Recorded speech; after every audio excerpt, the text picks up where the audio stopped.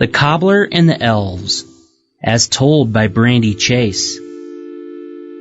Illustrated by Aaron Vaganos.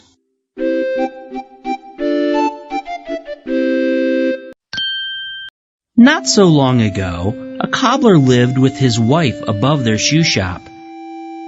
Even though this cobbler was a hard-working fellow, he did not sell very many shoes.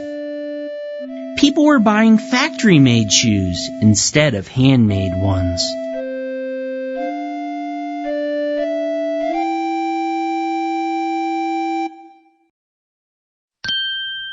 One night, the cobbler sat down at his bench to cut shoes from his last scrap of leather. When he finished cutting, he took off his glasses, rubbed his eyes, and then said to his wife, "I'm too tired to finish these shoes tonight." His wife said, "Rest now. Tomorrow you will turn this leather into a fine pair of shoes and sell them too." The cobbler winked a weary eye at his wife and said, "All we can do now is hope for the best." He left the unfinished shoes on his workbench and went to bed. The next day, the cobbler woke bright and early, ready to work. To his surprise, he found perfectly finished shoes in place of the leather he had left the night before. Astonished, the cobbler and his wife looked around the room. Apart from the shoes, there was no sign anyone had been there at all.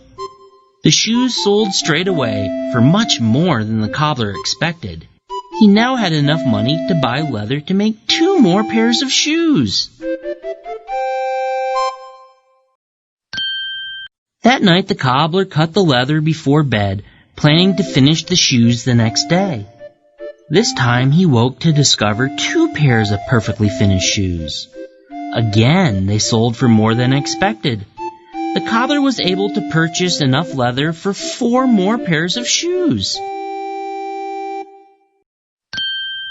And so it went for some time. Every night the cobbler cut the leather. Every morning he woke to discover perfectly finished shoes. Every day the shoes sold for more than expected. Every day he was able to buy more leather. The cobbler and his wife soon sold enough shoes to live without worry. One evening the cobbler's wife said, "Our lives are much better now. I wonder who has been helping us all this time." The cobbler winked a cheery eye at his wife and said, "I don't know about you, but I'm not the slightest bit sleepy. Let's wait up and see what happens." The cobbler and his wife crept down the stairs, blew out their candle, and waited. At midnight, 2 tiny elves, dressed only in rags, came in through a crack in the window.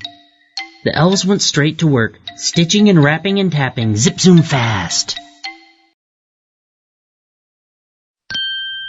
When the shoes were finished, the elves frolicked and pranced in a circle, chanting, "We 2 cobblers work late at night, still every stitch is stitched just right."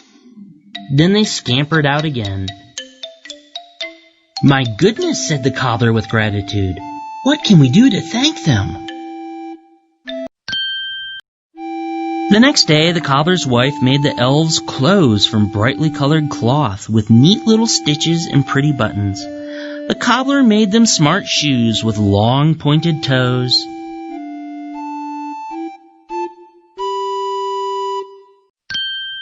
That night, the cobbler and his wife laid out the gifts, then waited as before to see what would happen.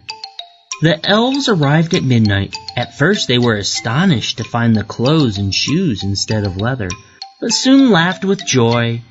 They put on the gifts, then frolicked and pranced in a circle, chanting, "We were cobblers, yes it's true, but now our cobbling days are through." Then they scampered out through the window. The cobbler and his wife never saw the elves again, but thanks to their help lived a long, happy life free of worry.